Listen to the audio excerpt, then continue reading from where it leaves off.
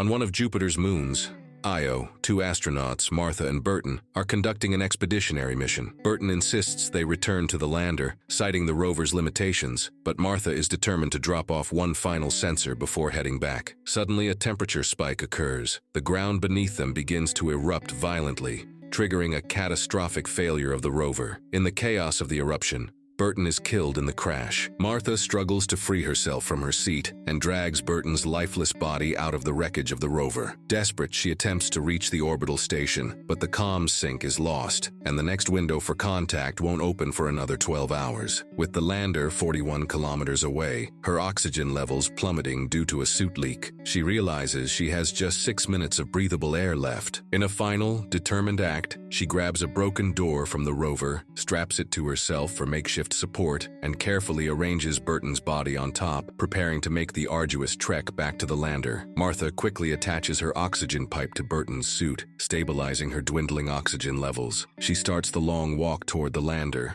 The barren, unforgiving landscape of Io stretches endlessly before her, and despite her resolve, the strain begins to take its toll. After a while, exhaustion overwhelms her, and she collapses to the ground. In the fall, she fractures her arm. With no time to waste, she injects herself with analgesics to numb the pain. As the drug takes effect, her suit issues a warning. The injection carries side effects, including hallucinations, loss of motor function, and potential euphoria. Martha, feeling slightly better, resumes walking. Suddenly, her comms crackle with a voice she assumes is from orbital, but she soon realizes it's Burton's voice. She checks her body. She's still dead. The voice calls her name again, but she knows it's a hallucination. She fights the urge to listen, focusing solely on her trek toward the lander. Martha has 33 kilometers left to walk. The voice in her comms, still Burton's, echoes in her mind, now reciting poetry. As she trudges through the barren landscape, her surroundings begin to blur. Day fades to night, and her hallucinations intensify.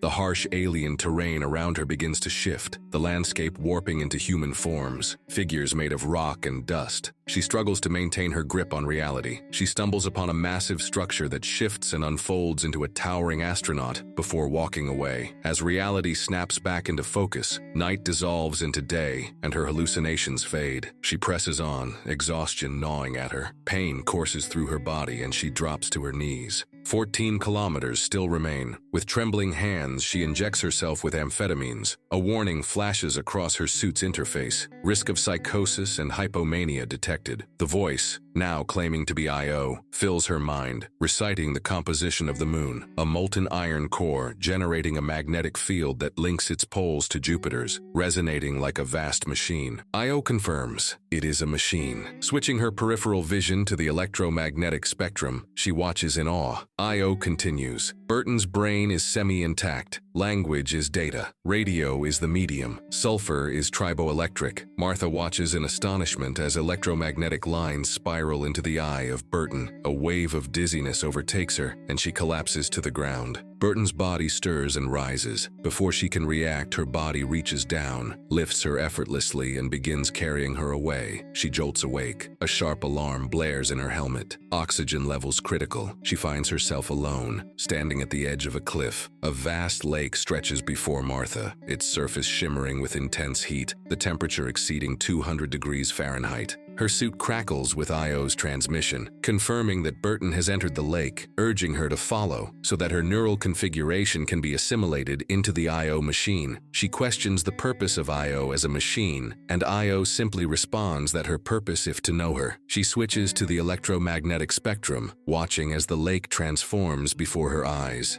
A luminous magnetic aura pulses across the surface. Martha takes one last look at Jupiter looming in the sky, its immense presence overwhelming, and surrenders herself to the lake of Io. As she plunges into the scalding waters, she finds herself swimming across the cosmos. Her physical form begins to disintegrate. A massive explosion erupts within the lake, sending shockwaves rippling across the entire moon. The episode concludes with Martha's voice reporting back to the orbital, suggesting that her hallucinations were, in fact, real.